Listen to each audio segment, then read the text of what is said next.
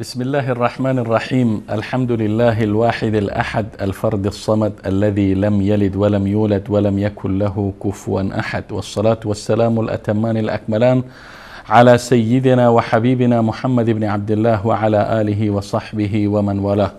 بینندگان عزیز و گرامی در هر کجایی که هستید و در این لحظات دارید تصاویر ما را مشاهده می کنید، خدمت یکایک شما سروران و بزرگواران عرض سلام و ادب و خسته نباشید دارم و امیدوارم که از نعمت صحت و عافیت و تندرستی و شادکامی برخوردار و بهره‌مند بوده باشید. با برنامه دیگر از سری برنامه‌های بازسازی اندیشه بار دیگر در خدمت شما عزیزان هستیم و در این برنامه البته مهمان دائمی برنامه حضور ندارند و مهمان عزیز و گرامی این برنامه از سری برنامه‌های بازسازی اندیشه جناب دکتر نور محمد عمرا در استودیو با من حضور دارند. جناب دکتر، خیلی خوشحالم که شما را بار دیگر در استودیوی بازسازی اندیشه می‌بینم و خدمت شما عرض سلام و ادب و همچنین خوش آمدید دارم. خیلی خیلی ممنون. بنده هم عرض ادب و سلام دارم خدمت شما بینندگان عزیز و همچنین خدمت استاد بزرگوار و ادیب ارجمندمون جناب استاد سیقل نواز که مهر و نوازشون ما رو در کنار در کنار خودشون تحمل دارن میکنند و همچنین عرض ادب و سلام خدمت عزیزانی که پشت صحنه هستند و این فضا رو برای ما مهیا کردن تا بتونیم با شما عزیزان یک موضوعی که بسیار موضوع حاد و نیاز به بازسازی اندیشه‌ای در اون هست رو با هم محک بزنیم. در خدمت شما هستم. تشکر جناب دکتر. البته نام برنامه ما، موضوع برنامه ما در این هفته بحران هویت در ایران است. هویت ما چگونه میتونیم تعریف کنیم و هویت آیا میتونه نقش در ساختار مدیریتی یک جامعه داشته باشه؟ آیا در ایران ما بحران هویت داریم و اگر داریم چه راهکارهایی وجود داره؟ البته این محاوری است که خواستم خدمت به شما بگم و بیننده های عزیز و گرامی ما متوجه باشن. خب جناب دکتر، اگر برنامه را از اینجا آغاز کنیم که ابتدا وقت هویت میگیم، ما هویت در چه قالبی میتونیم تعریف کنیم؟ بسم الله الرحمن الرحیم. الحمدلله و الصلاة و السلام علی حبیبی و مولای رسول الله و علی آله و صحبه و من والا. من با یه مثال ساده میتونم این موضوع رو برای بینندگان بسط بدم. تصور کنید که من یک بلوچ ساکن تهران هستم. بله. بلوچ به اصطلاح از بچه‌های تهران.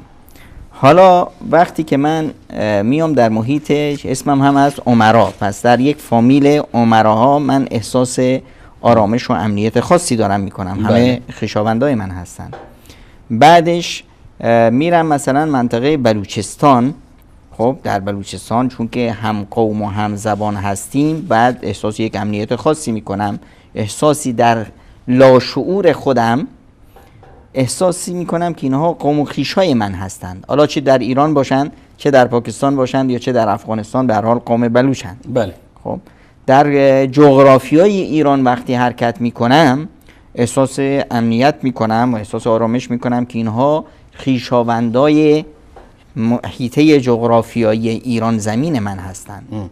بعد میام در یک کشور به اصطلاح مثل کشورهای اسلامی هر جا که برم باز احساس میکنم که باز هم خودمونی هستیم، چرا منم مسلمونم، اینا هم مسلمون، پس یک فرهنگ مشترک هست. پس یه شاخصه ها و یک صفت های مشترکی که بین گروه های مختلف بشری هست که در کنار اینها در یک سطح معینی با هم یک نوع احساس امنیت و یک نوع خویشاوندی در به اصطلاح لاشعورشون رو احساس میکنن. این تشکل یک هویت اون افراد هست. بله. یا اون جامعه هست، جامعه‌ای که در اون این افراد به اصطلاح زندگی میکنن. حالا یه فرد همیشه دنبال افراد شبیه به خودش هست تا احساس امنیت و آرامش و راحتی بکنه که بتونه به اصطلاح خودش رو اونجا نبازه. وقتی که این فضا به وجود اومد، یک فضایی هست که به اصطلاح در اون انسان به اصطلاح خودش رو شناخته، این رو میگن هویت اون فرد. پس اما مشکل چی است؟ مشکل این است که این هویت رو ما چطور باید بفهمیم با این فضای واسع و فضایی که داریم. خب مثلا ما اگر بخوایم هویت کشوری مثل ایران رو بخوایم بست بدیم، حالا میخوایم بگیم که ایران میتونه یک کشور فارس زبان باشه، با هویت فارس زبانیش، قومیش، بله. با افغانستان و تاجیکستان و محدوده ای از مثلا ازبکستان، این یک کشور واحد میتونه باشه. بله. با هویت اسلامیش با تمام جهان اسلام یه هویت مشترک داره. با هویت‌های قومی داخل کشور، با هویت مثلا بلوچیش با افغانستان و پاکستان گره میخوره، با هویت کردیش با سوریه و عراق و ترکیه گره میخوره، با هویت عربیش با جهان عرب، با هویت آذری با جهان ترک زبان و ترکمن زبان گره میخوره. پس یک حالتی میشه که ما در یک فضای جامعه بزرگ، جامعه انسانی و که زندگی میکنیم. در این فضا شناخت هویت به ما قدرت میده، ویژگی های خودمون رو درک میکنیم. خداوند متعال وقتی که ما رو آفرید به ما گفت که جعلناکم شعوبا و قبائل لتعارفوا. وقتی خداوند متعال ما رو به اصطلاح ملت ها به اصطلاح با هویت های مختلف آفرید، اینی که ما خودمون رو بشناسیم، دیگران رو بشناسیم و توانمندی هایی که خودمون داریم و دیگران داریم، اینها رو چطور به اصطلاح با هم به اشتراک بذاریم. از چه قدرتی من برخوردارم و چه قدرتی به اصطلاح طرف همسایه من برخورداره. این مفاهیم شیوه درست زندگی رو به ما یاد میده. برخی از واژه‌هایی که هنوز نامفهوم هست برای ما مفهوم میشه. مثلا ما در کشورامون داریم که آقا این حیطه داخلی ماست، مسائل داخلی ایرانه، ما به افغانستان اجازه نمیدیم در مسائل داخلی ایران دخالت بکنه. بله. این حیطه مسائل داخلی رو کی میخواد معرفی کنه؟ ما داریم همسایه هستیم. یعنی اینی که افغانستان ما حق داره در خاک ما که برسه به آبهای آزاد، این حقشه. مثل دقیقاً وقتی که ما مثلا 4 تا همسایه هستیم در کنار هم، بله. اینجا یک خیابون بزرگ است، خونه من اینجاست، خونه همسایه من اینجاست، خونه بعدی اینجاست. خب اینی که در وسطه از کجا میخواد برسه به خیابون برسه؟ پس این در زمین من که زمین شخصی منه این حق داره. حالا این حقش رو بر یک معیارهای ما اتفاقایی میکنیم، بهش حق میدیم که برادر عزیز من اینجا یک فضایی میذارم از به اصطلاح که شما به راه برسید، به خیابون اصلی دستیابی پیدا کنید، اما در مقابل این فضا شما باید فلان تسهیلات رو به من بدید. یه داد و ستدی باشه. اما اینی که من بگم نه آقا افغانی حق نداره که به اصطلاح در فضای داخلی من دخالت کنه، خب چیکار میشه؟ اینی که فردا این نیاز به برای زیست خودش نیاز به آب داره، اونه که به من یورش میکنه، کشور من رو میگیره. بیشتر از اونی که من میتونستم بدم و میگیره. تلفات و خسارت هایی که به اصطلاح نباید به وجود اومد، نه تنها در این زمینه، حتی در زمینه مذهبی، حتی در زمینه اخلاقی، حتی در زمینه اجتماعی. حتی من نصف خراسانم تو افغانستان، نصف خراسانم تو ایرانه. فساد اجتماعی خراسان چه در افغانستان چه در ایران روی همدیگه تأثیر میذاره. آتشی که تو خونه همسایه من باشه دودش میاد در خونه من. وقتی که من این هویت و این فضا رو درک نکردم، ما در منطقه خودمون بحران عقل داریم، بحران فکر داریم. وقتی این رو درک نکردیم چی میشه؟ این میشه که مثلا من ایرانی بیام با آمریکایی که اون سر دنیاست دست به دست بدم، بیام افغانستان رو ویران کنم یا بیام عراق رو ویران کنم. خب فردا چی میشه؟ آمریکا تا کی میخواد اینجا بمونه؟ بله. امروز، فردا، 100 سال بعد باید بره. در نهایت باید بره. خب در نهایت وقتی رفت، من الان چطور تو چش همسایه خودم نگاه کنم؟ رابطه من با همسایم که یک رابطه خونین شده، این خون رو چطور پاکش کنم؟ این ویرانی که به دست آورده این رو چطور جبران کنم؟ اینه که ما باید این فضا رو درک کنیم. اگر درک نکردیم چی میشه؟ اگر درک نکردیم ما میشیم زورگو، قلدر. من میخوام که در این کشور یک هویت که من اون رو میبینم اون رو غالب کنم. حالا این میخواد قومی باشه، میخواد مذهبی باشه، میخواد دینی باشه. در فضای من تنها تو این میدان نیستم. اینجاست که تشخصهای دروغین سبز میشه. الان ما در ایران مثلا خیلی تشخصهای دروغین داریم. بله. ما در ایران تمام قومیت هایی که در ایران هستن تشخصهاشون کذاب هست، درست نیست. به چه معنا؟ چرا؟ الان مثلا یک بلوچ، یک بله. عرب، یک کرد، یک ترکمن، اینا که در ایران هستن، بله. یک آذری، اینا در ایران هستن، جزئی از بافت جامعه هستن. وقتی که من فضا بهشون ندادم، الان یه بلوچ نیست. این بلوچ همراه هست با یک بلوچ دیگه در پاکستان و یک بلوچ دیگه در افغانستان. اینها هیچ کدومشون اون فضای رشد قومی و زبانی خودشون رو نیافتن. اینجا یک بلوچ مسخ شده نیمه بلوچ نیمه فارس به وجود میاد. اینجا یه بلوچ نیمه اردو نیمه فارس به اصطلاح بلوچ به وجود میاد. اینجا یک بلوچ نیمه پشتو به وجود میاد. بله. خب الان اما در داخلش چی هست؟ در داخلش یک انفجار قوی هست. احساس به مظلومیت میکنه، احساس به این میکنه که من خرد شدم، من برده شدم.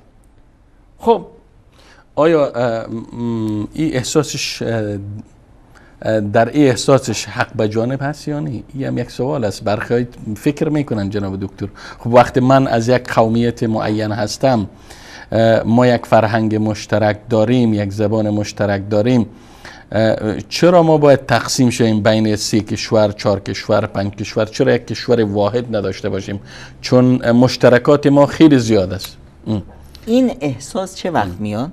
این احساس وقتی که احساس به مظلومیت هست میاد. خب ببینید ما یه امپراتوری داشتیم، امپراتوری اسلامی. در این امپراتوری خب به اصطلاح همه قومیت ها و بلکه همه ادیان داشتن زندگی میکردن. یعنی احساس میکردن که ظلم نشده به من. بله بله. اگه من در به اصطلاح بلوچستان در ایران باشم، با هر قومیتی احساس ظلم نکنم، چرا میخوام از این محیط بزرگ جدا بشم؟ وجود همیشه انسان وقتی که در یک فضای یک بزرگی هست احساس نیرو میکنه، احساس قدرت میکنه. شما وقتی خب در یک کشور بزرگ هستید، جناب دکتر اگر ما بیم، چون بحث ابتدا تعریف بود، من میخواستم که هویت گفتم در چه قالب تعریف میکنین. وقتی هویت میگیم اینجا ما یک هویت بسیار بزرگ و گسترده داریم به نام هویت انسانی، اگر تعبیر درست باشه.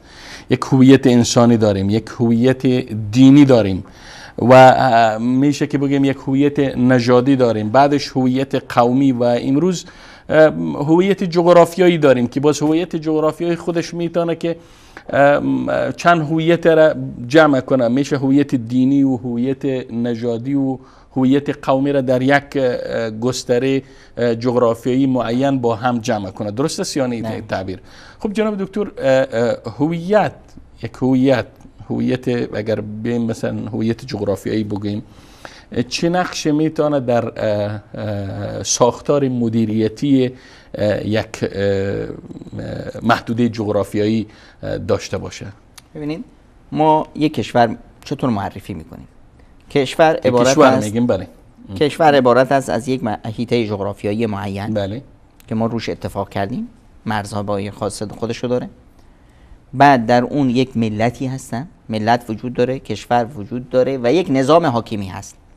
حالا این نظام هر چی میخواد باشه، پادشاهی میخواد باشه، جمهوری باشه، نمیدونم هر چی میخواد وقتی باشه. ملت میگیم این ملت میتونه متشکل از نژادهای مختلف باشه، دقیقاً ملت قوم‌های مختلف باشه. عموما این یک ویژگی است بزرگه، یعنی ملت به معنای میشه امت هم بگیم یا نه کوچکتر ملت میتونه کوچکتر. وقتی ما بخوایم به اصطلاح ببینید الان ما یک به اصطلاح امت چه وقت مفهوم پیدا میکنه؟ مفهوم به اصطلاح ایدئولوژی پیدا میکنه. ایدئولوژی خب؟ بله. اما الان مثلا یک چی به اصطلاح یک ملتی داریم که در بله. یک کشوری دارن زندگی میکنن.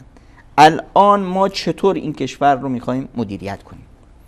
کشوری هست، ملت‌های مختلف هستن توش، قومیت‌ها و نژادهای مختلف هستن، فرهنگ‌های مختلف هست، دیانت‌های مختلف. یعنی اگر بخوایم توضیح بدیم امروز وقتی ما ملت ایران میگیم، در ملت ایران فارس میتونه شامل باشه، بلوچ میتونه شامل باشه، ما در عرب ایران میشونه، بیش از ترک. 70 تا بله. به اصطلاح تیره و نمیدونم زبان و فرهنگ مختلف داریم. به همین ترتیب اگر بیایم مثلا طرف افغانستان همچنین میتونه نژادهای اصلا ما این کشورها رو چطور مختلف. نامگذاری کردیم؟ خود نامگذاری کردن بیان همون جمع کردن اوناست. بله. عنصری که اینا رو بخوایم جمع کنیم میگیم جمهوری اسلامی افغانستان. بله. چرا نگفتیم پشتو یا فارس یا ازبک یا فلان؟ چون که این حیطه جغرافیایی بر مبنای قومگرایی امکان نداره، بر مبنای نژاد نمیشه اینا رو جمع کرد. بله. در ایران گفتیم جمهوری اسلامی ایران، در پاکستان گفتیم جمهوری اسلامی پاکستان. چرا؟ چون که قومیت‌های مختلفی که هست ما می‌خوایم یک وجه مشترک پیدا کنیم. بله. حالا میایید میگید که مثلا 1% در افغانستان مثلا ما غیر مسلمون هم داریم، در ایران غیر مسلمون داریم، اما چون اونها درصدشون بسیار کم هست اینها در این تعریف خود به خود جا میگیرن. نه اینه که این تعریف ظلم هست به اونها. خب چون که تعریف به اصطلاح ما یک به اصطلاح فرد رو به اون شکل و شمایل بزرگش باید معرفی کنیم. بله. خب در کشور ما تیره های مختلف داریم، اینها رو باید وقتی میخوایم جمع کنیم باید یک وجه مشترک باشه، اون اسلامه. اگر این وجه مشترک نبود، مثلا ما در لبنان یک کشور باید هویتش قومی باشه. چرا؟ چون ما اونجا یک در 3% به شبه متساوی اهل سنت و شیعه و مسیحی داریم. این رو نمیشه اسمش گذاشت جمهوری اسلامی لبنان. خب چون که اینجا به اصطلاح این کشور تماسک و استقرار این کشور به هم میخوره. اون وقت یک تنشی ما خودمون ایجاد کردیم با این اسم گذاری. حالا وقتی که ما این اسم گذاری رو میذاریم اما باید این درک و شعور اسلامی ما بالا باشه. اسلام ببینید با هویت‌های مختلف مشکل نداره، با هویت‌های دینی یا ایدئولوژی مشکل نداره، لا اکراه فی الدین. با هویت‌های قومی و نژادی مشکل نداره، دعوها فانها منتنه. بله. وقتی هم که یک امپراتوری بزرگ اسلامی ما داشتیم، حیطه جغرافیایی امپراتوری ما چی بود؟ یا اون حیطه هویتیش چی بود؟ اسلام. بله. خب در این چون که اسلام بود پس پادشاه میتونست هر نژادی باشه. میتونست عرب باشه، اموی‌ها عرب بودن، عباسی‌ها بیشترشون فارس بودن، نمیدونم عثمانی‌ها ترک بودن. خب پادشاه میتونه فارس باشه، میشه ترک باشه، میتونه هر تیره‌ای باشه، رئیس جمهور میتونه از هر وزیر هر کشوری باشه، نمیدونم قاضی القضات از هر ملت‌هایی باشه. ما دیدیم بود. بله. خب در این حیطه غیر مسلمون هم هست، اما چون این نظام امپراتوری هست، نظام دولت مداری نوین نیست. نظام امپراتوری بر مبنای چی میچرخه؟ بر مبنای عدالت، نه بر مبنای مساوات. اونجا مساوات معنی نمیشه. بین عدالت و مساواتی. مساوات یعنی اینی که حق هر کسی حق کامل داشته باشه. بله. مثلا در یک امپراتوری اسلامی بیشترین حق رو کی داره؟ غیر مسلمون. در یک امپراتوری اسلامی غیر مسلمون از مسلمون حق بیشتر داره. چیه؟ چرا؟ چون که به اصطلاح یک حق بیشتری داره. بله. خب حقش اینه که بیشتر اینه که بچهش کشته نمیشه. خب در جنگ بچه من مسلمون، امپراتوری مال منه، به اسم منه، من باید ازش دفاع کنم. بچه من در معرض قتل هست، کشتار هست، این در آزادی کامل هست و کشته نمیشه. در مقابل این حقی که گرفته خب یه وظایفی هم داره، حق و دم میده. که همون جزیه باشه که حق دفاع من از ازش دارم دفاع میکنم. بله. خب اما در مقابل این چون که امپراتوری اسلامی هست نمیتونه پادشاه باشه. پس اینجا عدالت نیست، اینجا عدالت هست، مساوات نیست. عدالت هست، مساوات نیست. ما حقشو بهش دادیم اما نمیتونه به اصطلاح. این شیوه امپراتوری هست. حتی امپراتوری اگر نژادی باشه، امپراتوری یونان ما داشتیم، امپراتوری فارس داشتیم، امپراتوری چین داشتیم، امپراتوری هند داشتیم. یک فقط هندی یا فقط یه رومانی بله. میتونست پادشاه بشه، غیر از اون نمیشد. ملت های دیگه چطور بودن؟ در امپراتوری اسلامی چون که فهم گسترده است. بله. زبان ها حق وجود دارن، نژادها حق وجود دارن، فرهنگ ها حق وجود دارن، دیانت ها حق وجود دارن، همه حق وجود دارن. و دلیلش هم می‌بینیم که در همه کشورهای اسلامی، در همه کشورهای اسلامی ما مسیحی داریم، آتش پرست داریم، هندو داریم، فلان داریم، اقلیت هایی که موندن. بله. اگر اینجا حق وجود نمی داشتن اینا از بین میرفتن. خب واقعا. پس اینه که با هیچی که از اینها مشکل نداره، امپراتوری اسلامی مشکل نداره. اما اداره کشور نوین نیاز تنها به چی نداره؟ به اصطلاح عدالت نیاز نداره تنها. در کنار عدالت مساوات هم باید مساوات وجود داشته. مساوات یعنی چی؟ یعنی شایسته سالاری. یعنی هر کسی که تونست به یک ریاست جمهوری برسه. خب اینه که ما در این فضا الان ببینیم وقتی این کار رو نکنیم بله. چه اتفاقی میفته؟ جامعه منفور میشه، جامعه تیکه تیکه میشه. در ایران امروز ما هویت چطور معرفی شده؟ چون که این بحران عقل و بحران فکر رو ما در ایران داریم. خب اینجاست که میاد ما به زور نمیتونیم جامعه رو فارسش کنیم، به زور نمیتونیم مردم رو مثلا شیعه کنیم، به زور هیچ دینی هیچ مرامی تحمیل نمیشه. صفویت اومد چقدر خون ریخت در ایران؟ در قرن 16 میلادی صفویت اومد یک خونریزی بسیار بزرگی در ایران کرد، یک ویرانی بسیار بزرگی کرد. تنها جزئی از جامعه رو تونست شیعه کنه که این چون به زور بازو نه با رضایت و با قناعت یک دینی رو قبول کرده بودن. خب هیچ وقت در این جامعه ما شیعه مخلص و صاف و ساده نداشتیم. همیشه یک درصد بسیار بزرگی از تشیع هم فقط نام رو داشت.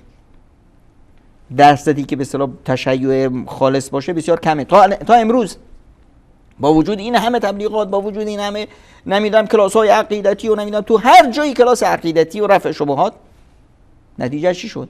خب این تا که استمرار پیدا میکنه؟ 100 سال، 200 سال، 1000 سال بعد از این ملت ها آینده روشن میشه. بله. برمیگرده آقا ما چطور این تو شدیم؟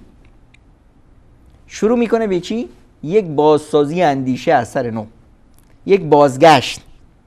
خب یه ریاکشنی پیدا میشه، یک نمیدونم یک به اصطلاح در یک فشاری که روش اومده این فشار تا از دست رفت یا فشار اونقدر شدید میشه که یک انقلابی صورت میگیره.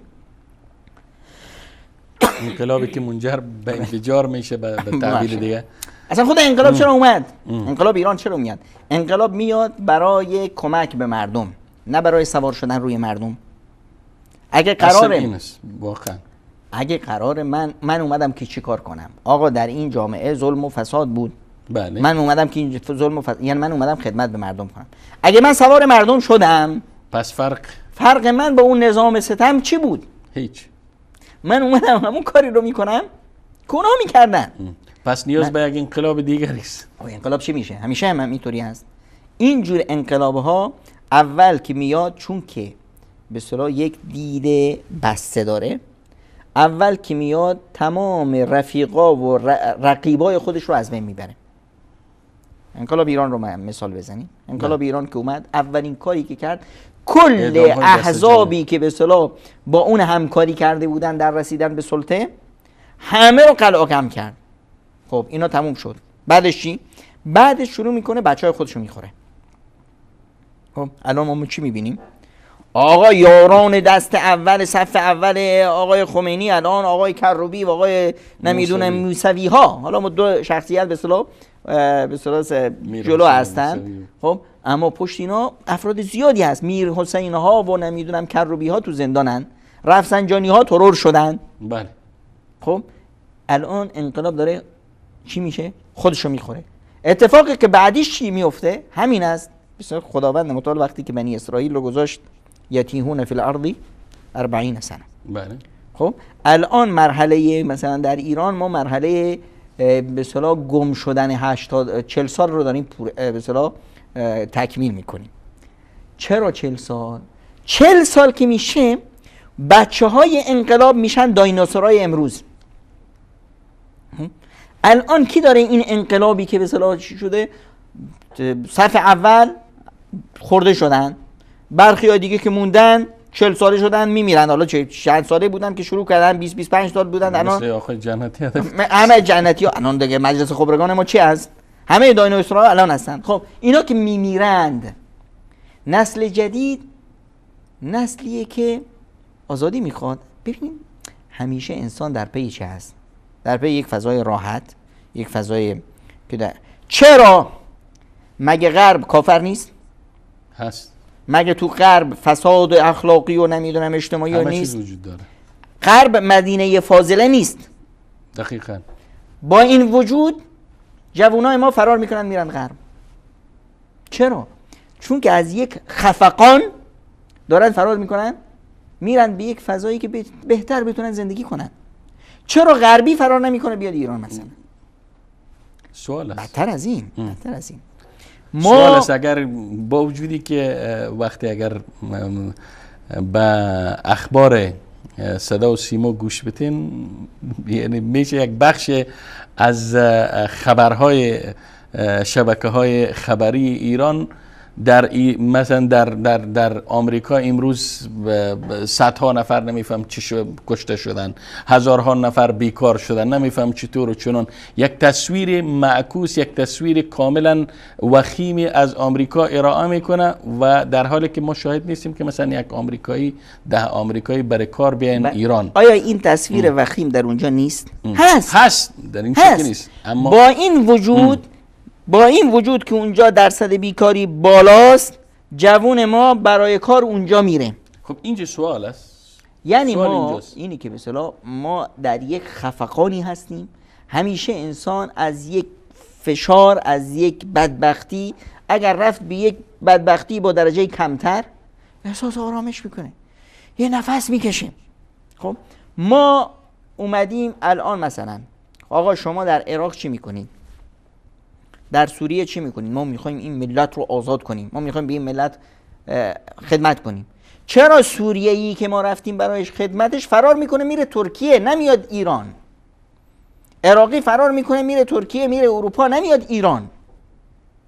پس اینه که ما داریم خودمون رو گول میزنیم. ما بحران عقل داریم، بحران اندیشه داریم، نمیفهمیم که در واقع ما چی کار داریم میکنیم. خودمون رو داریم مثل ما چه هستیم در ایران الان؟ همون مثلا مولا نصرالدین هست، روی شاخه درخت نشسته، داره شاخه رو با تبر میزنه. خب ببین این فضای چه هست؟ فضای یک ایدئولوژی بسته. ایدئولوژی بسته یعنی چی؟ جناب دکتر چند بار اصطلاح شما به کار بردین. ما مثال زدیم مثلا اسلام یک ایدئولوژی هست. بله. با وجود این تمام نژادها، تمام ادیان، تمام اینا در فضای اسلام امنیت و آسایش کامل خودشون رو دارن. چند روز پیش نمیدونم کدوم فنلند بود، کدوم بود وزیر رئیس جمهورش رفته بود ترکیه. بله. خب چیکار کرد؟ نمیدونم به اصطلاح شمشیر یکی از سلطان سلیمان رو وقتی به دستش دادن بوسید. گفت من این شمشیر رو میبوسن که این آقایون وقتی اومدن کشور ما رو فتح کردن، به کشور ما حمله شد، دین ما رو عوض نکردن، ما رو مجبور نکردن دینمون رو عوض کنیم، مجبور نکردن زبان و فرهنگمون رو عوض کنیم. در ایدئولوژی فرهنگ اسلامی رو وقتی نگاه میکنیم، فرهنگ اسلامی رو کی ساخته؟ فرهنگ اسلامی رو میبینیم همونطور که یک عربی در ساختار فرهنگ اسلامی نقش داشت، یه فارس نقش داشت، یه ترک نقش داشت، یه هندی نقش داشت، یک همه نقش داشتن. بله. چرا؟ چون این به اصطلاح ایدئولوژی باز هست، ایدئولوژی همه رو قبول کردن هست. اما الان ایدئولوژی ایرانی چه هست؟ یک ایدئولوژی بسته. ایدئولوژی بسته رو مثالش بزنم. یه آقایی بود رفته بود ماهیگیری. بله. ماهی میگرفت، وقتی ماهی رو میگرفت وجب میکرد مینداخت توی چیز دریا. بعد یه ماهی دیگه میگرفت کوچیک بود میذاشتش تو سبدش. خب همینجور ماهی مردم دیگه اونجا بودن گفتن دیوونه است، ماهی بزرگ رو میندازه تو دریا. وقتی اومدن گفتن آقا چیکار میکنید؟ ما از صبح اینجا ایستادیم که ماهی گیرمون میاد نمیاد، پیش تو که میاد تو میندازی تو دریا. گفت من یه قابلمه کوچیک دارم تو خونم، خب این ماهی تو قابلمه من جاش نمیشه. کسی که با ساخت من با فکر من نمیخونه باید طردش کنم، باید بندازمش بیرون. در جامعه ایران چی هست؟ در جامعه ایران خودی هست و غیر خودی. خودی ها کیان و غیر خودی ها؟ خودی مبنای تربیتش اینه. ما در ایران یک، الان ببینید هویت فعلی ایران چطوری هست. ما یه آخوند داریم که این آخوند یه عمامه داره، عمامه‌شو دستش گرفته. بله. همه باید داخل این عمامه جا بگیرن. حالا تو بزرگ هستی، دراز هستی، گنده هستی، جا میگیری نمیگیری، باید تو این عمامه جایت بدیم. مردم رو پرس میکنن، مردم رو فشار میدن، مردم رو دست و پاشون رو میشکنن، لهشون میکنن که تو این عمامه جا بگیرن. هر کی در این عمامه جا گرفت خودی هست، هر کی جا نگرفت غیر خودی هست. اینی که جا میگیره خصوصیات و ویژگی‌هاش چی است؟ خصوصیات بردگی کامل. بله. خصوصیات گم کردن خود، وجود خودش رو کلا محو کنه، عقلش رو کلا به دست آخوند بسپاره، کلا عقلش رو باید قفل بزنه. آقا دستتو بشکن، سرتو بشکن، تو این عمامه باید جا بگیری. خب اینجوری شده الان. خب نتیجه این چی میشه؟ نتیجه این یک بحران میشه دیگه. الان در ایران حالا ما میخوایم بگیم که ایرانی واقعی کی هست. آقا میگه که هویتی که من تعریفش میکنم ولایت فقیه هست. کسی که ایمان به ولایت فقیه داره ایرانی هست، کسی که نداره نیست. یعنی چی؟ یعنی که الان یه افغانی، یه پاکستانی، یه نیجریایی، یک لبنانی که ادعا کنه به ولایت فقیه ایمان داره میشه ایرانی. میشه ایرانی.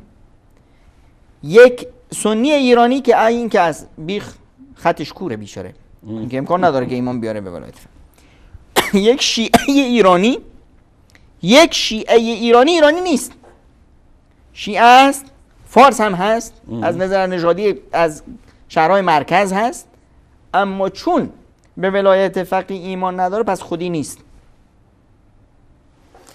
تشکر جناب دکتر. اگر اجازه بتینین یک وقفه کوتاهی می داشته باشیم همراه با بیننده های عزیز و گرامی. میان برنامه می بینیم و انشالله بعدش برمیگردیم و موضوعمون را دنبال میکنیم.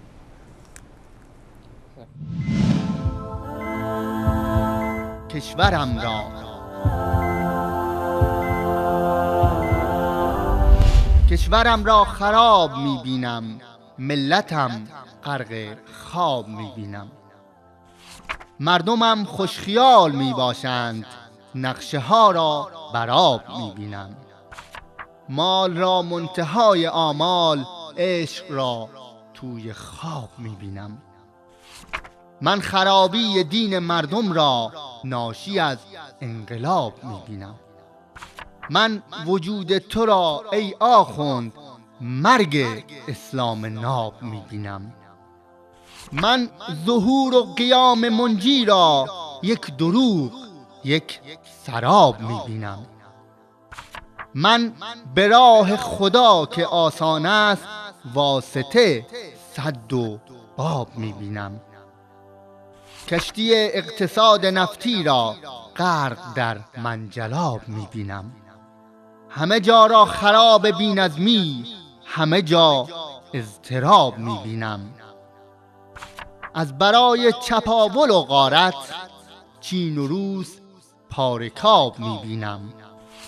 هر کجا دزدی و خیانت شد، دست عالی جناب میبینم. عدل را از اصول شیعه ظلم را بی حساب میبینم. هر کسی نغمه مخالف زد، گردنش را طناب میبینم. کار صنعت شکسته تحریم، شورش و اعتصاب میبینم. مصلحت را چماق میکوبند، کار بد را ثواب میبینم. عکس آقا به ماه و ملت را غرق رنج و عذاب میبینم. چون که قرآن همیشه متروک است، کشورم را خراب میبینم.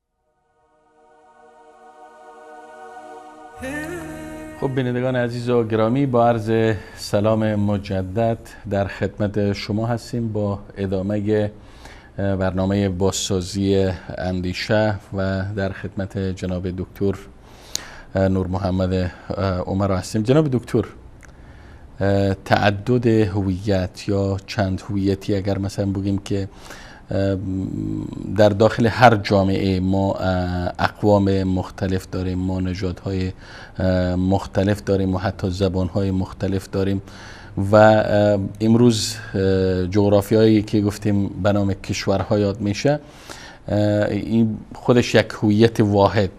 یعنی تعدد هویت، چند هویتی در یک جامعه چه وقت به بحران و به تنش و به نزاع در یک جامعه می انجامه؟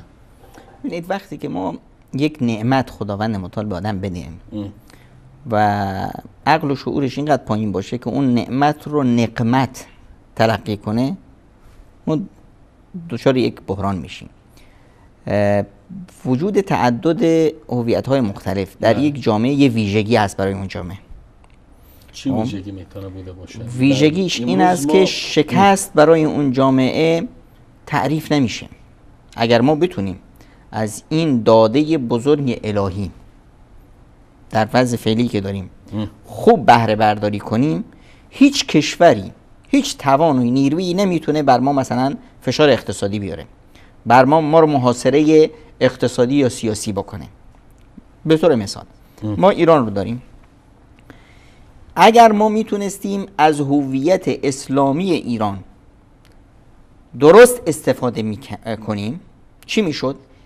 ما یک فضای بزرگی داریم که در اون بیش از 1.5 میلیارد مسلمون هستند. بله. در این فضای 1.5 میلیارد مسلمون کدوم قدرت جهان بود که میتونست به ما فشاری بیاره؟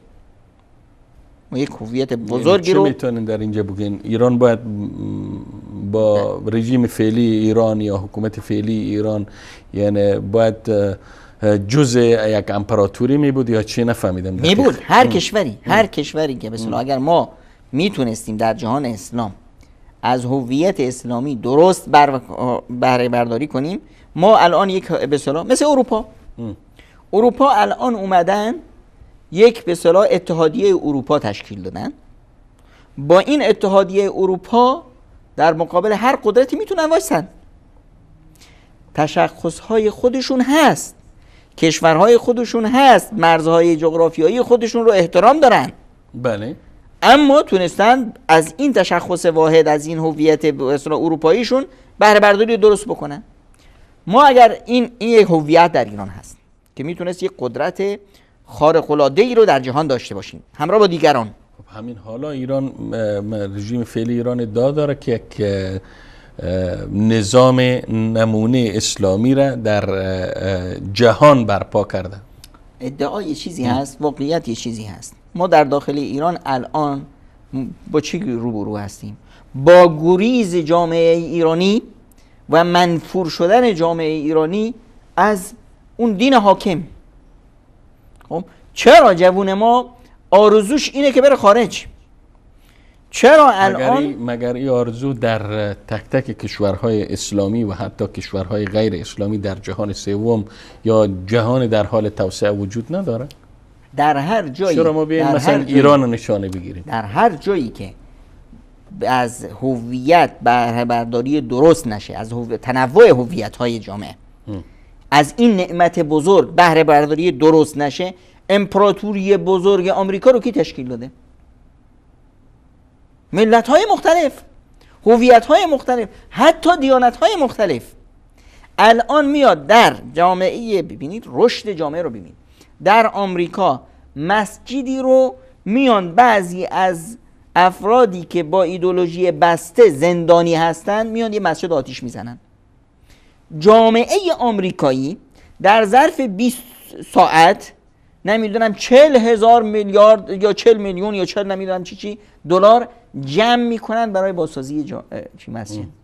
این جامعه ای است که رشد کرده. یا اینکه وقتی مثلا ترامپ میخواه از ورود مهاجرین به آمریکا جلوگیری بکنه یا مهاجرینی که وضعیتشان در حال تعلیق در آورده شده اونها را اخراج کنه، میایه مثلا شخصیت مثل مادلین اولبرایت میایه میگه من هم جزء مسلمان های آمریکا باید شم، من هم اسم من هم باید در جدول مسلمان های آمریکایی درج شود. چرا؟ چون این رشد کردن، فکرشون به اصطلاح به این مرحله رسیده. اما وقتی که ما الان تا این فقط به اصطلاح درد ایران نیست، یکی از دردهای ایران است. دردهای ایران عمیق‌تر از این است. الان ما در ایران یک تشخص بزرگ اسلامی داشتیم که این رو زایش کردیم. یک تشخص فارسی ما داشتیم. خب این رو هم زایه کردیم. چه قسم زایه شد؟ الان ما با تشخص فارسیمون میتونستیم افغانستان، تاجیکستان و ازبکستان رو در کنار خودمون داشته باشیم. اما الان عکس‌های رهبرای ایران در نمیدونم افغانستان تو خیابونا سوخته میشه و توسط فارس ها فارس ها بله. نمیدونم کمیته امداد امام خمینی توسط فارس های تاجیکستان با پوتین انداخته میشه بیرون. چرا؟ چون که این تشخص، این هویت فارسی رو ما هم ازش استفاده درست نکردیم. هویت‌های قومی عمیقی که در جامعه ما داریم که اینها جزئی از ملت‌های سرزمین فارس هستن. اگر ما کردها رو می‌داشتیم در کنار خودمون، بلوچ‌ها رو مثلا می‌داشتیم، عرب‌ها رو می‌داشتیم، با عرب‌ها، با تمام دنیای عرب، چه مسلمونش چه غیر مسلمونش، ما یک اتحاد بسیار بزرگ، یک قدرتی رو به وجود می‌آوردیم. با ترک‌ها، با تمام نژاد ترک دنیا، از ترکیه گرفته تا ترکستان چین، این یک هلال بزرگ رو ما میتونستیم در کنار خودمون داشته باشیم که هیچ کسی نمیتونست مثلا مرز اقتصادی برای ما بذاره یا مرز سیاسی برای ما بذاره. اگر تحریم وضع میکردن، اگر مجازات وضع میکردن از طرف کشورهای عربی، اگر وضع میشد در ساحل دریا، عربهایی که در اینجا به عنوان یک ایرانی به دفاع برمیخواستن، یا ترکمن ها یا بلوچ ها مثلا یا آذری ها یا. اما ما چیکار کردیم؟ به جای اینی که بیاییم این هویت های جامعه رو ببینیم، ما چون که تنگ نظری ما، تصور حاکم بر ایران یک تصور تنگ نظره، فکر میکنه که مثلا هویت باید تنها ولایت فقیه باشه. خب ولایت فقیه که شد، تو تمام جامعه رو از خود طرد کردی. اما در عین حال گفته میشه که در نقاط مختلف جهان امروز ایران، رژیم حاکم در ایران لابهایی داره و امروز طرفدارا و هوادارای سرسختی داره. هر وقت خواسته باشه در اونجا یک غوغای شورش، یک راهپیمایی، یک گردهمایی را برا می اندازه که کشورها و حکومتهای مختلف میتونه که دچار تشویش بکنه.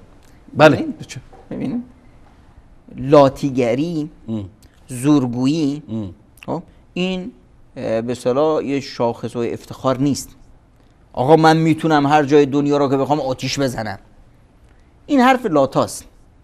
حتی افراد لاابالیگر هست، حرف زورگوهاست. اما میگن در دنیای امروزی، اما به قول ضرب المثل مشهور عربی میگه اذا ما كنت ذئبا اكلتك الذئاب.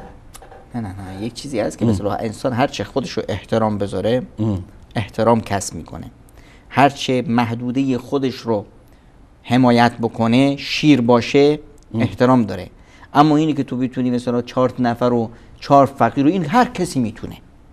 منم الان پول دستم باشه در هر جای دنیا 4 تا فقیر رو میتونم اجیر خودم کنم.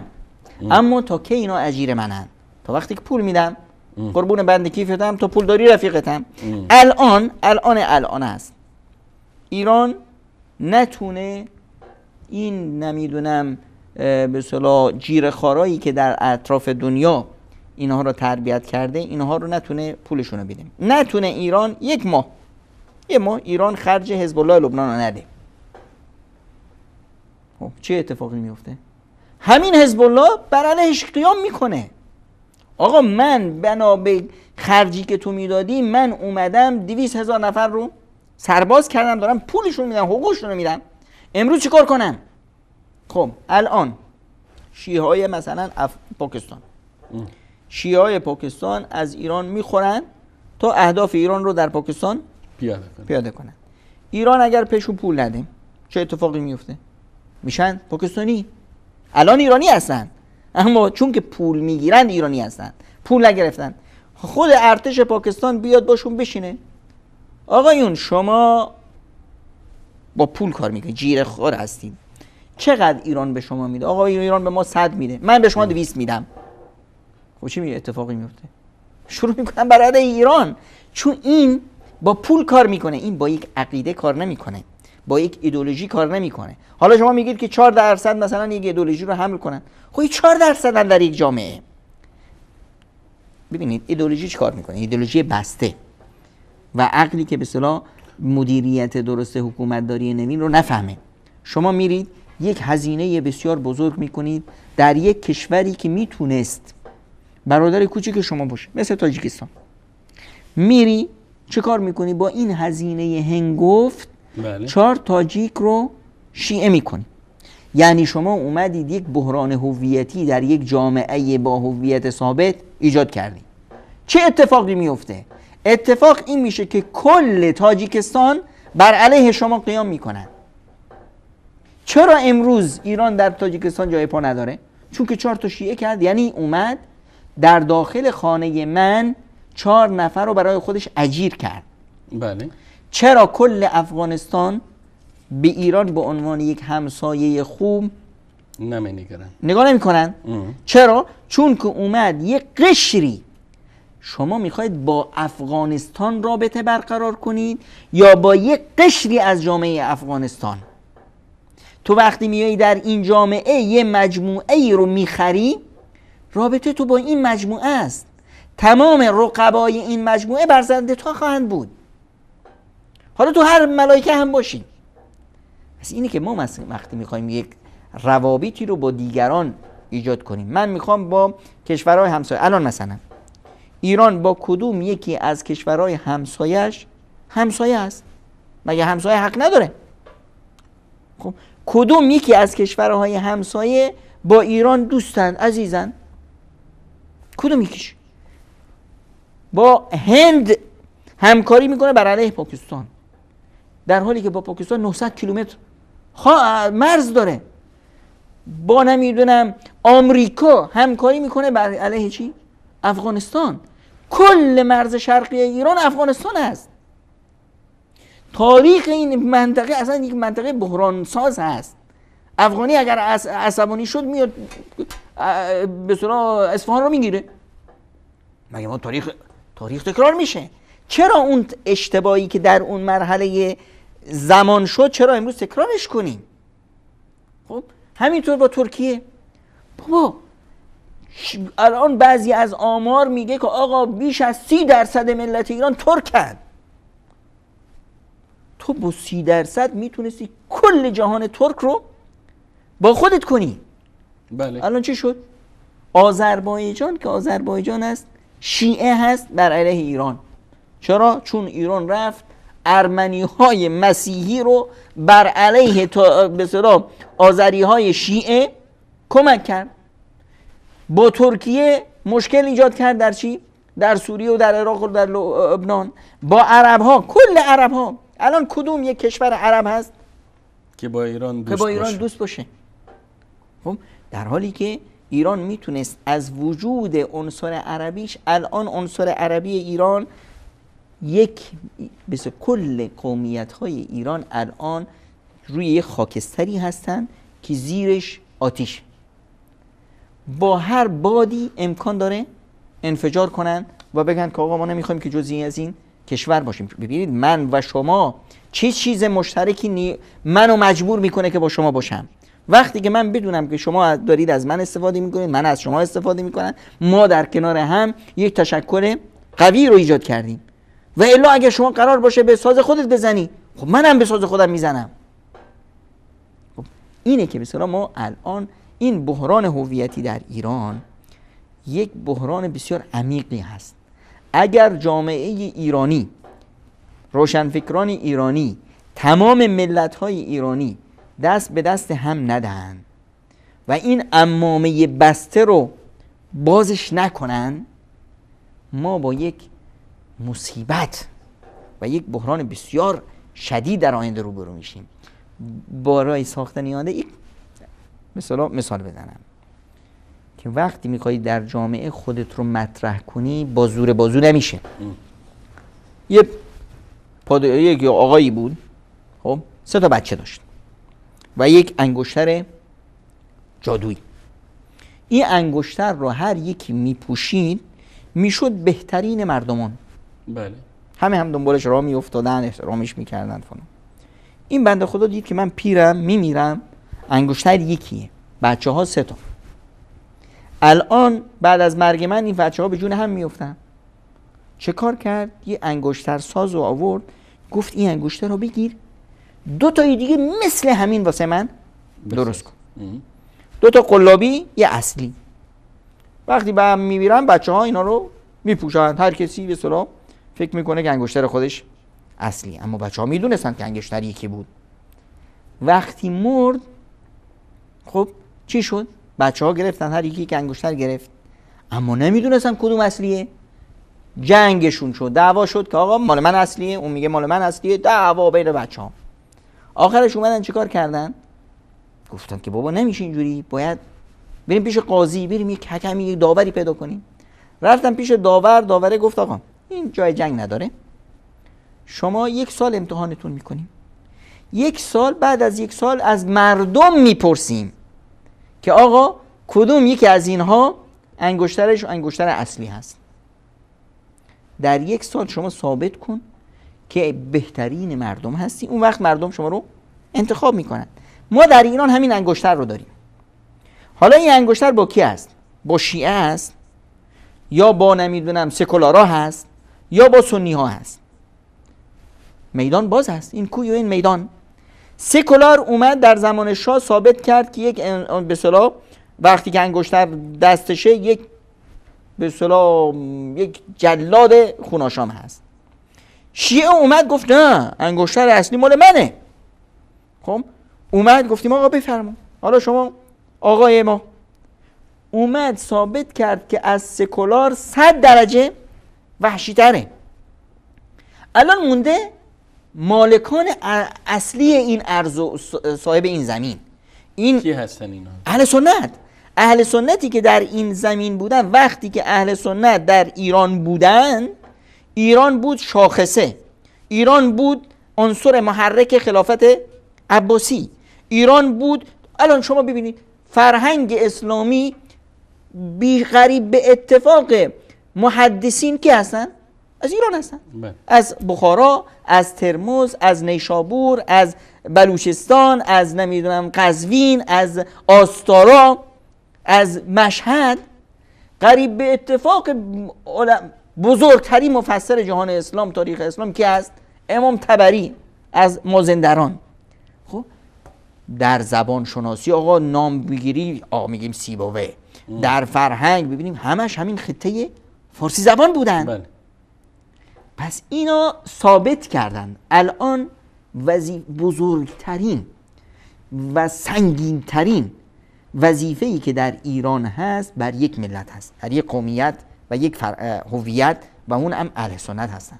اهل سنت باید امروز ثابت کنن که صاحبان اصلی انگشتر اونا هستن. این رو نمیشه با دعوا و با زورگویی ثابت کرد.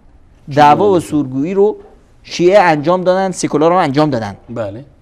این رو باید فضا بدیم که جامعه خودش حکم میکنه. جامعه الان داره خودش داره حکم میکنه. جامعه حقوق بشر ایران نمیاد جایزه حقوق بشر رو به آقای خامنه‌ای بده، میده به شیخ الاسلام عبدالحمید. سبحان الله. چرا؟ چون جامعه چشم داره. امروز نمیشه جامعه رو گولش زد. امروز آقا میایید جامعه عقل داره. یه نوجوان الان میپرسه دیروز یه ساختمان در وسط تهران افتاد زمین، تا امروز آقا نمیدونیم 20 نفر زیرش کشته شدن یا 500 نفر. خب اما وقتی میاد آقای آخوند میشینه روی منبر، در کربلا فلانی اومد 256 نفر رو کشت، فلانی اومد فلان، اونجا نبودی یا آمار دقیق میدی، اینجا که هستی نمیتونی آمار بدی. حالا من نوجوان قسم عباس رو دور کنم یا دم خروس؟ یعنی نمیشه. دم خروس رو من دارم میبینم، تو میگه آقا دم خروس وجود نداره، که نشد. این قسم ابوالعباس برای من هیچ ارزشی نداره. بله.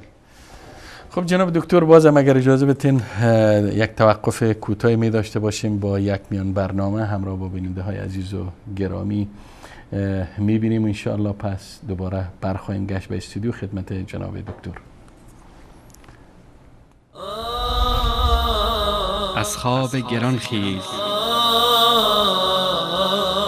ای غنچه خوابیده چو نرگس نگران خیز، ای غنچه خوابیده چو نرگس نگران خیز، کاشانه ما رفت به تاراج غمان خیز، از ناله مرغ چمن از بانگ اذان خیز، از گرمی هنگامه آتش نفسان خیز، از خواب گران خواب گران خواب گران خیز، از خواب گران خیز. خورشید که پیرایه به سیمای سحر بست، آویزه به گوش سحر از خون جگر بست، از دشت و جبل قافله ها رخت سفر بست، ای چشم جهان بین به تماشای جهان خیز، از خواب گران خواب گران خواب گران خیز، از خواب گران خیز. خاور همه مانند غبار سر راهی است، یک ناله خاموش و اثر باخت آهی است، هر ذره این خاک گره خورده نگاهی است، از هند و سمرقند و عراق و همدان خیز، از خواب گران خواب گران خواب گران خیز، از خواب گران خیز.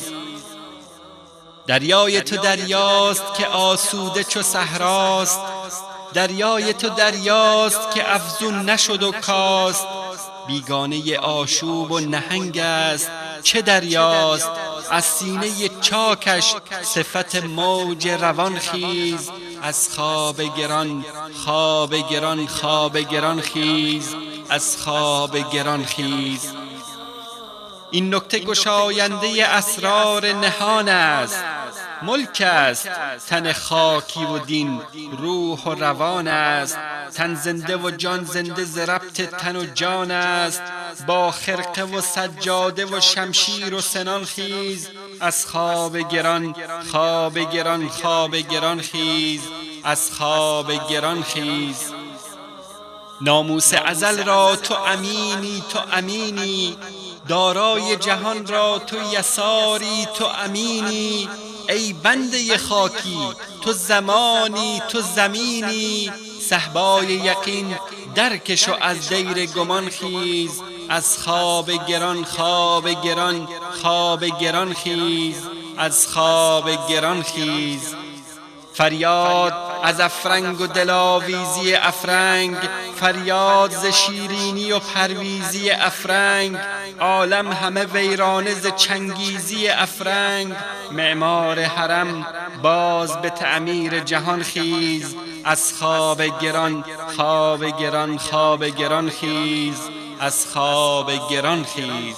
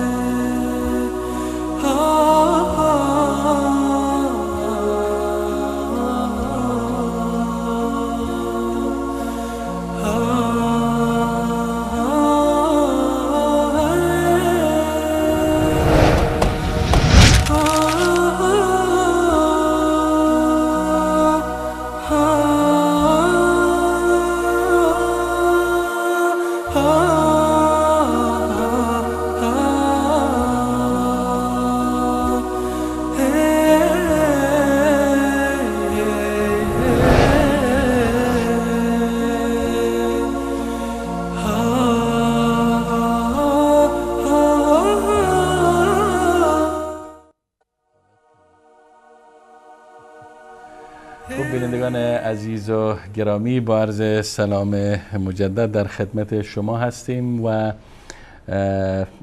تقریبا در 10-15 دقیقه که از وقت برنامه بلکه بیشتر مانده، 10-15 دقیقه اختصاص داره به شما عزیزان و شما میتونین از این لحظه به بعد تلفن های برنامه را احمد جان زیرنویس میکنن و شما میتونین در ارتباط به موضوع برنامه هر صحبتی که دارین به گوش بیننده های ما برسانین. خوب جناب دکتر، تا حین برقرار شدن تماس های بیننده ها برمیگردیم خدمت شما. جناب دکتر، خب حالا ما درک کردیم که بحران هویت در ایران امروزی وجود داره و به اوج خودش رسیده و عامل این بحران هم رژیم حاکم در ایران است. برای بیرون رفت از این بحران چه راهکاری وجود داره، چه راهکارهایی بلکه وجود داره؟ شما به عنوان کسی که خب تشخیص دادیم که امروز بحران وجود داره، وقتی ما تشخیص میدیم که یک مشکل داریم، یک معضله داریم، باید راه حل هم داشته باشیم. بله. ببینید ما در ایران بله یک عنصر بحران ساز داریم که یک ایدئولوژی بسته که به اصطلاح حاکم بر ایران هست. بله. جغرافی ایران سر جای خودش هست، ملت ایران سر جای خودش هست، اما نظام حاکم مشکل ساز هست. بله. الان با این نظام حاکم چه باید کرد؟ چه باید کرد؟ این است که کل جامعه ایرانی باید بشینیم و روی این به اصطلاح یک راه کاری پیدا کنیم. راه کارهای بزرگ تاریخی که به اصطلاح در این سطح مطرح میشه، اینها همیشه بر مبنای چه است؟ بر مبنای عقل، بر مبنای عقل میاد، نه بر مبنای عدل. ما مثال عقل و عدل گفتین، این هم نیاز به توضیح داره جناب یه دکتر. تجربه مثلا می‌بینیم در کشور برزیل ارتش انقلاب کرد، بله شورش کرد، حکومت رو به دست گرفت. چی شد؟ مدت ها ارتش، خب عقل ارتش عقل حکومت داری نیست، بله عقل حراست از مرزهاست. کشور با یک افت اقتصادی بسیار شدیدی روبرو شد، فقر بیداد میکرد، عقلها و اندیشمندهای کشور در زندان بودن. کل در کشور آرزوی مردم این بود که بتونن در روزی 2 وعده غذا بخورن. اکثریت کشور برزیل 1 وعده غذا میخوردن. الان ارتش میترسه که اگر من برم سیاسی‌ها بیان خب حقشون رو میگیرن، این عدله، همونطور که من بهشون ظلم کردم به من ظلم کنن، پس من این اجازه رو بهشون نمیدم. اگر عدل باشه. اینجا چه باید کرد؟ اومدن با هم نشستند که آقا ما حکومت رو دست شما میدیم، اما شما از آن چه گذشت عفو کنین بگذارین، ما از شما میگذاریم، شما از ما. خب یک عفو عمومی، یک عفو متبادل. بله خب این یه راه برون رفت بود. اگر بخوایم چون که ما قدرت داریم، چون که ما جامعه بزرگ هستیم، چون که ما خب طرف مقابل هم قدرت داره، این سپاهی که این تمام زندگی مردم رو دستش گرفته و کشور به این مرحله طغیان و از هم پاشیدن رسیده، نمیخواد که به اصطلاح فردا شما بیایید این رو محاسبهش کنید. پیامبر اکرم صلی الله علیه و سلم وقتی اومدن به مکه، ببینید یک جامعه ما یه جامعه بسته داریم، مرکب داریم، یه جامعه ساده. جامعه مکه جامعه ساده بود. بله خب یه جامعه بود که تنها اونجا عرب‌ها و قریشی‌ها بودن. به خصوص جامعه مدینه جامعه مرکب بود. بله عرب هست، عجم هست، نمیدونم مسلمون هست، یهودی هست، مشرک هست، انواع و اقسام مشرک ها داریم، به اصطلاح یهودی ها قبایل مختلف دارن. پیامبر قدرت بزرگ منافقان داریم، منافقان هم داریم. خب در مدینه پیامبر قدرت بزرگ نیست. با این وجود یک میثاقنامه ای رو روی میز میذارن، همه میان امضا میکنن. چرا همه امضا کردن؟ و این میثاقنامه از طرف کی مطرح میشه؟ از طرف پیامبر که قدرت اول مدینه نیست. پیامبر تازه رسیده به مدینه. یه مقداری مهاجرینند، یه مقداری انصاریان. بیشتر مدینه یا خیلی از مدینه یا مسلمون نیستن. یهودی ها، کل یهودی ها مسلمون نیست. قدرت اقتصادی دست یهوده، قدرت نظامی دست یهوده. با این وجود میان روی میثاقنامه مدینه امضا میکنن. چرا؟ چون که این میثاقنامه میاد یک امت رو اینجا معرفی میکنه. امت رو به معنای ایدئولوژی داره. بله. همه مسلمون ها ان المؤمنین بعضهم اولیاء بعض، مسلمون ها با همن. امت رو به معنای سیاسیش داره که ان یهود بنی عوف امت مع المؤمنین، یهودی ها با ما هستند. بله. خب این مفهوم سیادی است. و امت رو در عین حال به معنای سیاسیش داره لیلیهود دینهم للمسلمین دینهم. امت رو به معنای جغرافیایی داره که مؤمنین و مسلمین از قریش و اهل یثرب و یهود امتون واحده. خب اینجوری میشه قضیه رو بس یک جامعه مرکب رو به همه تشخصهای خودشون رو داد، به همه حق خودشون رو داد. با عقل میشه یک جامعه رو کنترل کرد، نه با زورگویی. با زورگویی و قلدری نمیشه. پیامبر اکرم صلی الله علیه وسلم میان مکه رو فتح میکنند. عدل چی میگه؟ عدل میگه آقا تمام افرادی که به مسلمان‌ها ظلم کردن باید سزا بگیرن. در رأسشون ابو سفیان که به اصطلاح جنگ کرد. خب اینها صفوان یک تاجر بزرگ اسلحه که چندها مسلمون دستش کشته شدن. اکرمه فردی که اصلا حکم اعدامش صادر شده است. صفوان حکم اعدامش صادر شده. اینها که افرادی بودن که حقهای بسیاری رو باید پرداخت میکردن. اما ما میخوایم یک جامعه رو اداره کنیم. اینجوری نمیشه. اینجا عقل رو پیامبر حاکم میکنن و مقدم بر خود عدل. ظالمان احساس میکنن که اگر ما با عدل برخورد بشیم چه مصیبتی سر ما میاد. پیامبر خدا صلی الله علیه و سلم میفرمایند که فکر میکنید من با شما چه خواهم کرد؟ اونا وحشت کردن. ظلم کردن، ظالم خودشو میشناسه. میگه که دیگه به هر حال ما شرمنده ایم، اخون کریم و ابن اخ کریم. میگه اذهبوا فانتم الطلقاء. جناب دکتر اگر اینجا یک توقفی داشته باشیم بریم سراغ بیننده هایی که پشت خط منتظر هستن. دوستای گرامی در اتاق کنترل اگر بیننده های هستن و تماس برقرار است. خب بیننده اول میگیریم. بیننده گرامی سلام علیکم. سلام علیکم بیننده گرامی، بفرمایید شما روی خط هستین. تلاش کنیم بیننده گرامی که از طریق گوشی تلفن با ما وقت تماس میگیرین تماس از طریق گوشی تلفن باشه، نه از طریق گیرنده یا تلویزیون. بفرمایید سلام علیکم. تلاش کنیم بیننده گرامی که از طریق بیننده گرامی شما وصل هستین، بفرمایید. تماس از طریق گوشی تلفن باشه. آقای گرامی سلام علیکم، بفرمایید. خب بیننده بعدی. بیننده گرامی قسمی که بارها تکرار میشه تلاش کنین که از طریق گوشی تلفن با ما در تماس باشین. بفرمایید سلام علیکم. بفرمایید. بیننده گرامی شما وصل هستین با استودیو، بفرمایید. سلام علیکم. سلام علیکم بیننده بعدی، بفرمایید. سلام. سلام علیکم، بفرمایید شما وصل هستین بیننده گرامی، خود معرفی بکنین.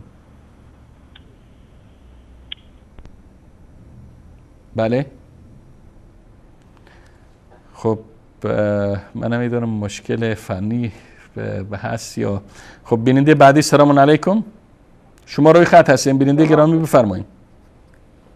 سلام علیکم استاد. و علیکم السلام و رحمت الله و برکاته، بفرمایید. سوالی داشتم از شما. سوال انشاءالله که در ارتباط با موضوع برنامه باشه، بفرمایید. والله فقط میخواستم بپرسم خبر حضرت علی کجا به خاک سپرده؟ بیننده گرامی تشکر میکنم از سوالتان، اما چون به موضوع برنامه ربطی نداره از پاسخ معذرت میخوایم، میریم سراغ بیننده بعدی. تشکر از شما بیننده گرامی. سلام علیکم. بیننده بعدی سلام علیکم. بیننده بعدی سلام علیکم. بفرمایید شما وصل هستین بیننده گرامی. سلام علیکم، بفرمایید. بفرمایید بیننده گرامی وصل هستین. بفرمایید.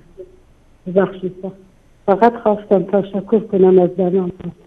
سلامت باشین. سلامت باشین. سلامت باشین. تشکر میکنم از شما. خب بیننده بعدی سلام علیکم. بفرمایید. بیننده گرامی بارها تکرار شده و باز هم یادآوری میکنم وقتی تماس برقرار میشه مستقیما تماس شما با استودیو برقرار میشه، وصل میشه، صحبت کنین، نیازی نیست که وقت ما شما تلف شه. بفرمایید سلام علیکم. بفرمایید بیننده گرامی شما وصل هستین. الو.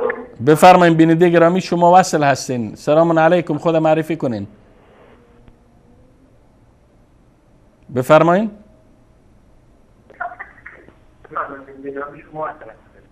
بفرمایید سلام علیکم. خب فکر کنم که مشکل فنی وجود داره. دوستای گرامی در استودیو ما در اتاق کنترل ما برمیگردم به استودیو خدمت جناب دکتر، چون وقت زیاد هم نداریم به جز 15 دقیقه یا کمتر از 15 دقیقه. برمیگردم خدمت جناب دکتر و از بیننده های عزیز و گرامی که پشت خط ماندن و نتانستیم که به نسبت مشکل فنی تماس هایشان بگیریم معذرت میخوام. برمیگردم به استودیو خدمت جناب دکتر. جناب دکتر بفرمایید شما داشتین در ارتباط با راهکارهایی که برای خروج از بحران هویت در ایران است راهکارهایی ارائه میکردیم. بفرمایید. ببینید ما در ایران یک منطقی داریم، منطقه حاکم، این منطقه فرعونی است. بله. فرعون منطقش چی بود؟ ان فرعون علا فی الارض و جعل اهلها شیعا. مردم رو تیکه پاره کردن، مردم رو به جون هم انداختن، خودی و غیر خودی تشکل دادن و به اصطلاح استفاده به جای استفاده از نعمت تعدد هویت اینها رو به جون هم انداختن. یک قوم دیگر رو تحقیر میکنه تا جایی این منطق به اصطلاح عمیق میشه و ریشه میدونه که شما میرید در کتاب‌های مذهبی منطق ولایت فقیه، مثلا در کلینی برید نگاه کنید، میگه آقا ان الکرد قوم من الجن، کردها جن هستن، با اینها داد و ستد نکنید، ازشون زن نگیرید، بهشون زن ندید که اینا آدم نیستن. در فرهنگ رایج کشوری میاد مثلا تحقیر میشه قوم فلان بر حساب قوم فلان. خب این فرهنگی است که به اصطلاح یک حکومت مستبد فرعونی این رو منتشر میکنه. با این فرهنگ نمیشه جامعه رو چرخون. من یه مثال میزنم. این مثال بیانگر شیوه مدیریت درست یک جامعه است. در مصر پادشاهی یا والی و استانداری که حضرت عمر ابن خطاب رضی الله عنه معین میکنه، عمرو ابن العاص که از صحابه مشهور پیامبر هست و یکی بسیار زیرک، پسر فرمانده یا استاندار میاد ظلم میکنه به کی؟ میزنه یک شهروند مسیحی مصری رو، عرب نیست و مسلمان هم نیست. بله. میاد این فرد پیش خلیفه، آقا به من ظلم شده. خلیفه پریشان میشه، این چه مفهوم اشتباهی هست، این چه بینشی هست که اینجا یک میکروب است که وارد جامعه شده. این فهم با فهم اسلام نمیخونه و میفرمایند چی؟ متى استعبدتم الناس وقد ولدتهم امهاتهم احرارا. از کی که شما مردم رو، مادراشون اینا رو آزاده خلق کردن، آفریدن، آزاده به دنیا آوردن. بله. مادراشون اینا رو آزاده زاییدن، به دنیا آوردن. شما به چه حقی اینا رو برده میکنید؟ تویی که در مرکز هستی به چه حقی قومیت های مختلف کشور رو برده میکنیم؟ میایم در داخل کشور ایران نگاه میکنیم، آقا سیستان و بلوچستان هست، مدیریت جامعه دست کی هست؟ نگاه کردن، بله اینجا ما دو ملیت داریم که اینا با هم دوختن، سیستان و بلوچستان. بیاییم مدیریت جامعه رو، تمام کلیدهای به اصطلاح پست های کلیدی رو محول کنیم به بچه های زابل. خب بلوچی که اکثریت داره احساس ظلم میکنه. وقتی که شما کل فرماندارها و استاندارها و شهرها و بلوچستان رو نگاه میکنید، میبینی آقا تو این بلوچ نیست. خب چه اتفاقی میفته؟ وقتی میبینه که بابا من تحقیر شدم، شایسته سالاری اینجا حکومت نمیکنه، اینجا چاپلوسی حکومت میکنه، اینجا زورگویی حکومت میکنه. خب اگه قرار زور بگم، چرا من زور نگم؟ چرا من حقم رو نگیرم؟ خب این جامعه طغیان میکنه، این جامعه میشوره. الان توی بازی که در داخل کشورها هست، همونطور که قبلا اشاره کردم، نمیدونم حق داخلی من هست، کسی نباید تدخل کنه و فلان، این حرفای بچگانه در میدان مدیریت جامعه بها نداره. هر کسی دنبال منافع خودش هست. روسیه منافع خودشو داره، چین منافع خودشو داره، نمیدونم کشورهای همسایه منافع خودشون رو دارن، آمریکا منافع خودشون داره، اروپا منافع خودشون رو داره. اگر احساس کرد، الان ببینید در کشورهای ما الان آتش بارونه. خب الان آمریکا چه ضربه ای میبینه از این که عراقی‌ها دارن یکدیگر رو میکشن؟ چه ضربه ای میبینه که شیعه سنی دارن یکدیگر رو میکشن؟ فایده میکنه یا نمیکنه؟ بزرگترین فایده رو اون داره میبره. اولا اسلحه‌اش رو میفروشه. بله. ثانیاً این نفتی که میخرید در مقابل الان با کمترین قیمت داره میخره. نفتی که نمیدونم بشکه 100 و اندی بود، آمریکا داشت از عراق با $12 میبرد. روسیه به تعبیر دیگر میدزدید، به غارت میبرد، به غارت میبرد. کی این فضا رو براش به وجود آورد؟ ما خودمون. اینه که الان این بحرانی که در داخل ایران هست، اینو کی ایجاد آورده؟ آقا شما میگید انقلاب انقلاب، شما برای چه انقلاب کردید؟ آقا برای عدالت. ببینید عدالت یک ارزش مطلق هست، ما ارزش های مختلف داریم. بله. دروغ یک ارزش هست، اما در دروغ ما جزر و مد داریم. طرف میاد میگه دروغ، آقا میگه این الحرب خودم، در جنگ من میتونم دروغ بگم. آقا من یه دروغ گفتم اما این دروغ مصلحتیه، این دروغ سفید بود، این دروغ یعنی یه جزر و مدی هست توش. بله. اما عدالت تنها ارزشی هست که هیچ جزر و مدی نداره. امام ابن تیمیه یک جمله زیبایی میفرمایند العدل واجب على كل احد لكل احد بكل حال. یعنی عدالت واجب هست بر همه افراد در همه زمانها و در همه مکانها برای همه بنی آدم. شما حق ندارید یه جای عدالت رو بشکنید که چی؟ که من میخوام به یک مصلحتی برسم. نه، ظلم یک حرام مطلق هست. خداوند متعال تمام انبیا رو فرستاد برای چی؟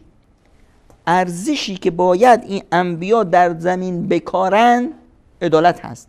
خداوند متعال در سوره حدید میفرمایند لقد ارسلنا رسولنا بالبینات، پیامبران رو با تمام معجزات و اینا فرستادیم که مردم قبولشون کنن. و انزلنا معهم الکتاب والمیزان، تمام توانمندی که نیازشون بود، راهکارها، قانون اساسی، همه رو براشون مهیا کردیم. چه کار کنن؟ لیقوم الناس بالقسط، تا عدل در جامعه حاکم باشه. ما الان برای جامعه ای که میخوایم مدیریت کنیم، جامعه نوین با عقل امپراتوری، الان وقتش رفت. الان اگر دو نفر از یک قومیت مظلومی، چون دنیا عوض شده، بله، اسلحه هست، دو نفر میتونن یک کشور رو در یک بحران امنیتی بسیار عمیق ببرن. دو انسانی که بهشون ظلم شده میتونن با توجه با این قدرتی که امروز هست، قدرت اسلحه، میتونن کل کشور رو در بحران ببرن. وقتی که بحران امنیتی شد چی میشه؟ اقتصاد کشور افت میکنه، سرمایه داخلی فرار میکنه، سرمایه خارجی نمیاد. خب کشور فلج میشه. به خاطر چی؟ به خاطر این ظلمی که در حق مایه این دو نفر، در حق. چرا این ظلم باشه؟ اینجاست که ما برای به اصطلاح یک برپایی یک وحدت پایدار بر مبنای رضایت میشه، نه بر مبنای زور بازو. ما اگر میخوایم یک وحدت و یک انسجام ملی و قومی به دست بیاریم، نیاز هست که همدیگر رو درک کنیم، نه اینکه همدیگر رو ببینیم. خب ما داریم میبینیم قومیت های مختلف، نمیدونم اقشار مختلف، فرهنگ‌های مختلف در کشور هست، اما چرا حقشون رو ندیم؟ چرا در کشوری مثل آفریقای جنوبی بله، ما بیش از 11 زبان رسمی داریم؟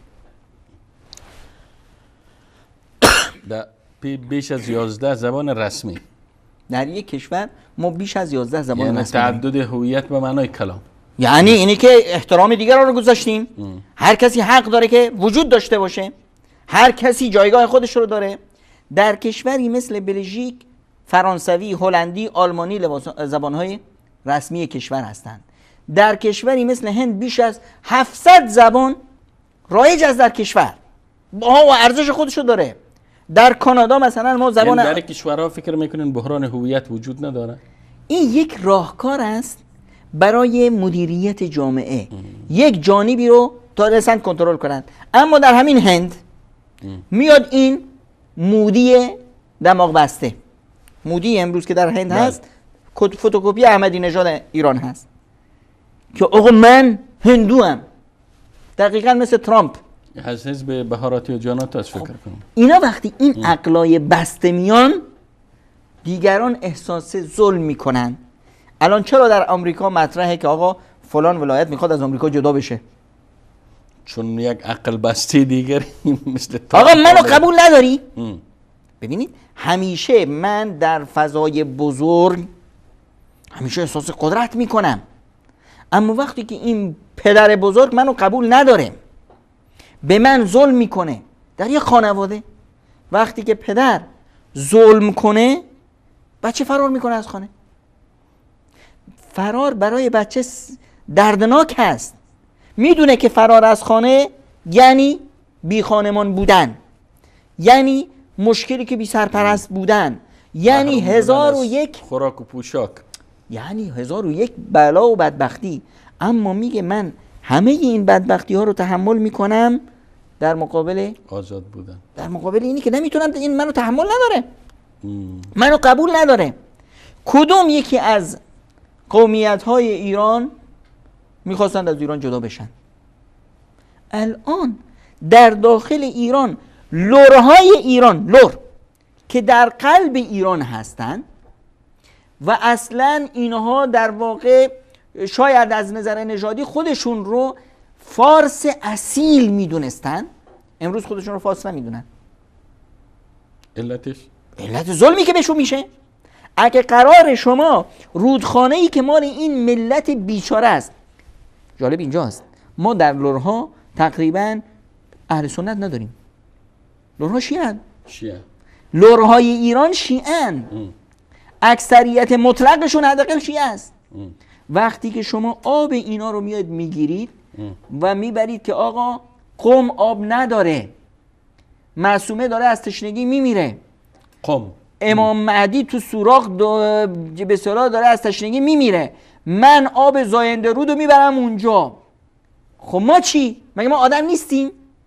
خب اینه که احساس ظلم میکنه، احساس مظلومیت میکنه. اینه که الان میگه که من میخوام که یک هویت دیگری داشته باشم. الان هر کشوری بخواد، کشور خارجی، ببینید دشمن خارجی نمیتونه در کشور شما هیچ کاری بکنه تا وقتی که شما خودت فضا رو براش ایجاد نکنی. الان هر کشوری بیاد بگه آقا من به شما لرها کمک میکنم، لرها قیام خواهند کرد، یه تشکل مستقلی در داخل ایجاد خواهند کرد. جناب دکتر اگر بگم در 2 دقیقه ما چگونه میتوانیم تعدد هویت یا بحران هویت یا چند هویتی را حل بکنیم، یا ای که چند هویت و اقشار مختلف و گروه های مختلف جامعه را در محور یک هویت جمع کنیم، اگر خلاصه بگین چگونه امکان پذیر است؟ این خیلی ساده امکان پذیر است. امکان پذیر این است که با رهایی از فرهنگ زورگویی و قلدری، ظلم و قلدری و زورگویی و ظلم و قلدری رو بذاریم کنار، در جامعه فرهنگ تعایش، تفاهم، همزیستی و شایسته سالاری، شایسته سالاری اگر باشه همه جامعه قبولش دارن. اینجاست که جامعه رشد میکنه، اینجاست که جامعه دیگر رو در آغوش میگیره، اینجاست که جامعه از فضای به اصطلاح تعدد هویت ها استفاده مثبت میکنه. امروز رشدی که ما در ترکیه شاهدش هستیم نتیجه چه هست؟ نتیجه قبول کردن یکدیگر. چرا یک کشور فقیر، کشور ترکیه در مقابل ایران با آمدنی که به اصطلاح درآمدهای نفتی و گازی که ایران داره، کشور فقیری هست. ترکیه الان داره با اروپا از نظر اقتصادی شانه به شانه حرکت میکنه و ما وقتی میخوایم ایران رو بگیم که وضع ایران خیلی خوبه. چرا؟ چون ایران از سومال خیلی بهتره، اقتصاد ما از سومال. چرا ما خودمون رو با یک کشور بحران ساز جنگ زده مقایسه کنیم در حالی که کشورهای دیگر در حال رشد هستن به خاطر اینکه یه تفاهم و تعایش و همزیستی رو دارن تجربه میکنن. پس اما قسمه که گفتن ظلم و زورگویی و قلدری و نادیده گرفتن هویت‌های مختلف در یک جامعه عامل اصلی بحران هویت در یک جامعه می باشه و شایسته سالاری و اعطای حق به اقشار مختلف جامعه، اقوام مختلف جامعه، هویت‌های مختلف، اگر هویت به معنای وسیعش تعریف کنیم، یکی از راهکارهای موفق برای حل بحران هویت در یک جامعه می باشه. تشکر جناب دکتر در پایان این برنامه که دعوت ما را پذیرفتین و به استودیوی برنامه حضور یافتین و از همین حالی فکر کنم اگر وعده بگیرم که در برنامه بعدی هم انشاءالله حضور داشته باشین تا جلوی بیننده ها در برنامه بعدی فرار نکنیم انشاءالله. تشکر جناب دکتر و همچنین از شما بیننده های عزیز و گرامی تشکر میکنم و بابت مشکل فنی که امروز وجود داشت و نتانستیم صدای شما عزیزان را بشنویم معذرت میخوام و تا برنامه دیگر و دیدار دیگر همه شما سروران را به پناه یکتای بی همتا می سپارم و السلام علیکم و رحمت الله تعالی و برکاته. علیکم السلام و رحمت الله و برکاته.